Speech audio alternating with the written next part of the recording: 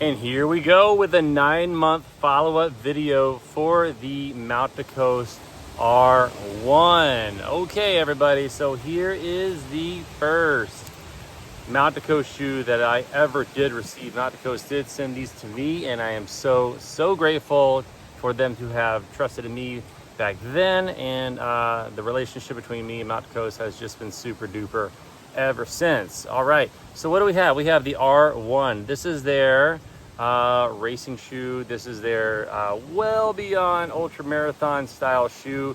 I get so many ads for Mount Coast, but specifically the R1, and their big deal is how long these shoes are expected to last. And we're talking like 6, 7, 800, 900, 1,000 miles in some cases. I have had these shoes for 9 months. I have rotated in and out of these as well as the other Mount Coast shoes. Okay, so this summer, starting, I want to say 3 weeks ago, I revamped everything and am spending the whole summer in Mount Coast as far as running and doing chores and all my dad's stuff, etc.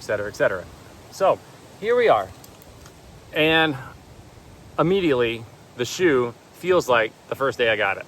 Okay, I don't even know how many miles, I don't even know how many hours, and then if you want to factor in the almost a year worth of time, considering how the chemical compounds of materials, especially the midsole, can react to time, I have not noticed a huge depreciation of the shoe. Okay, so what's going on with it? Well, it still rocks the party with the dual tune fit lacing system with the traditional lace up here, and then the super cool stool like thing going on here to adjust the bottom.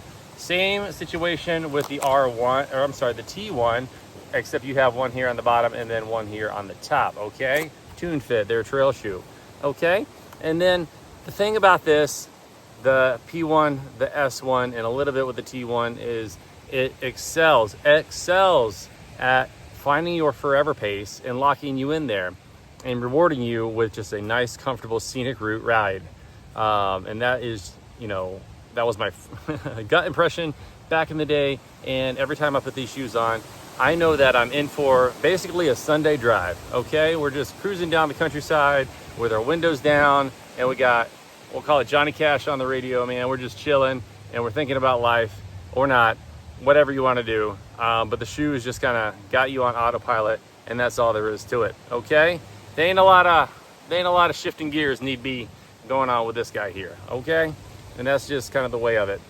So that said, I would not put this on for any sort of intentional speed work, even though I'm sure it could be done, but that's not what I feel the shoe's built for. Anywho, so plush still's got kind of a really nice memory foam mattress situation going on around the heel collar.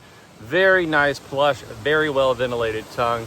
This toe box is the toe box that that we all want. It's the toe box that we all want and the toe box that we all need, because it's just right, man. It's got mesh. It's got I can cinch this up if I want to, I can loosen it up if I want to. It's up to me, and the shoe's there for me in that regard. Okay, zero pressure on the midfoot. The lockdown is great, and I can vary as needed here. I did engage the runner's loop here to just kind of tighten it up, but I don't think that is necessary with this shoe, actually. So no need for the runner's loop all the time, I feel, with this guy here. And then also, there's a two-part material for the upper, distal and proximal, with this little seam being kind of that middle zone there. And it goes from really loosey-goosey to all of a sudden structured, really for structured in the back. Okay, zero movement of that heel counter. Okay, moving on to the light cell midsole, PIBA based midsole. Okay, it's not flimsy, it's not bouncy, it's not hard, it's somewhere in between. And it seems like the more you run in the shoe, just the more it adapts to the runner, I feel like. So very good quality there. But again, it's not you know, gonna rock your socks off as far as like bounciness and all that stuff. It's just gonna continue to go, go, go, and that's what's up. Alrighty, what else? Well, we got the Zero Sag, BASF conjunction design material, I believe, to go under kind of your metatarsal heads of your feet, right? To reduce the fatigue, right, for your feet. All right, good job there. I feel it. I notice it, especially after, you know, getting into the double digits and your muscles and that start to break down. I feel like that Zero Sag really shines in that regard too. Okay, what we got? Go Flow. What's that about? I think it kind of works along the same principles as, you know, transition. And as the foot comes down in a heel strike pattern, for example, and then toe off, which you think about running at kind of those slower speeds, like your toe off ain't gonna be this right here. It's probably gonna be more back here, and probably plunging, well, plunging is the wrong word, but just landing consistently more towards either the back of the shoe or the middle section of the shoe.